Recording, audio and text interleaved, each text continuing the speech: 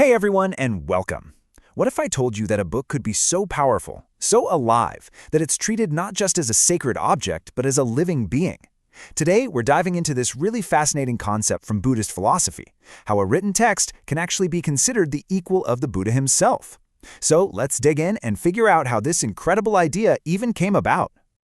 So check this out. Our starting point is this wild claim from the Diamond Sutra, one of the most important texts in Mahāyāna Buddhism. It says that any place where this teaching is shared, even a tiny piece of it, should be honored with offerings, just like you would honor a stupa. And a stupa is a sacred shrine that holds the Buddha's own physical relics. I mean, this isn't just saying the book is important. No, it's putting it on the exact same level as the Buddha's own remains. That's a huge deal. And right there, that's the big question, isn't it?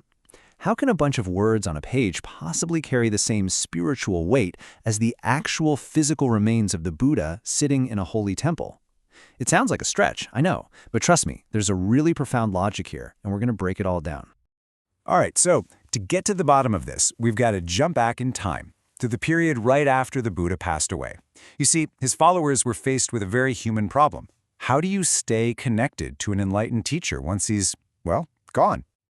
Well, the first answer was something you could see and touch. They gathered the Buddha's physical relics, which are called sari, and they built these sacred monuments called stupas to house them. Now, what's really fascinating is that this whole practice of relic worship started before it was even common to make statues of the Buddha. So the stupa, that was the original focal point for reverence.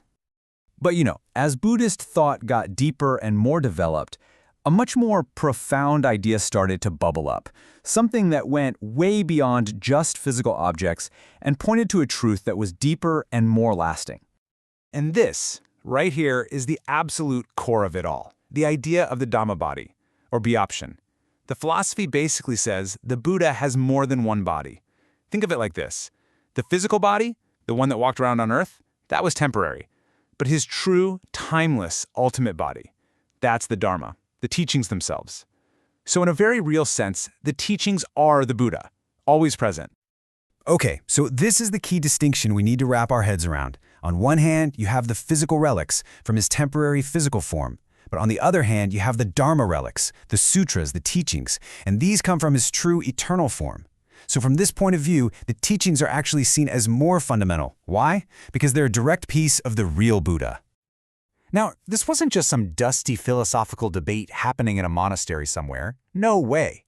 This shift in thinking, from focusing on the physical to focusing on the text, it had massive, real-world consequences. In fact, it helped kickstart a whole new movement within Buddhism. So let's look at how this all played out over time. First, in early Buddhism, you have relic worship getting started. Then, that ramps up, and pilgrimages to these stupas become super popular. And all of that intense popular devotion, it created the perfect launchpad for Mahāyāna Buddhism to emerge, a movement that really put the sutras front and center as the living, beating heart of the faith. And this shows you the chain reaction perfectly. First, you've got this massive, widespread worship of stupas. All that energy and devotion, well, it starts to change how people see the Buddha. He goes from being this incredible teacher you could emulate to, well, something more. A divine, transcendent savior. And that transformation, that deification of the Buddha, it basically built the foundation for the whole Mahāyāna movement to just take off. Okay, but the story gets even bigger, because the reverence for these sutras wasn't just a human thing. The texts themselves claim a much, much wider, cosmic audience. The Diamond Sutra says its audience includes gods, and humans, obviously, but also the asuras. And asuras are these really interesting characters in this cosmology. You can think of them as these super powerful, demigod-like beings who just love to quarrel and fight. So the fact that even they are expected to revere this teaching, that tells you just how universal and powerful it's meant to be. And there's this great little story that really drives this home. So the celestial king, Indra, is said to preach the Diamond Sutra all the time in his heavenly palace. But get this, sometimes he's not there. And when other gods show up and find the hall empty, what do? They just bow in reverence to the physical book itself and then leave. That shows you the text all by itself commands that level of respect.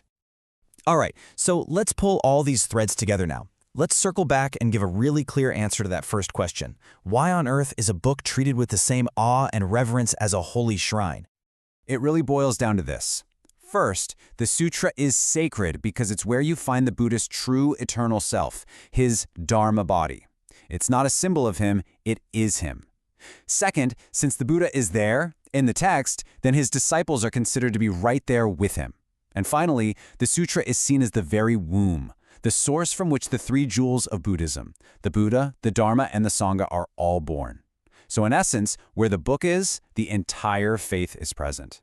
And this whole idea, it really leaves us with a thought that goes way beyond any one religion, doesn't it? It's about the incredible power of words and ideas to become, well, alive. So I'll leave you with this to chew on. What words or ideas in your own life have become so important, so real to you, that they become a living presence?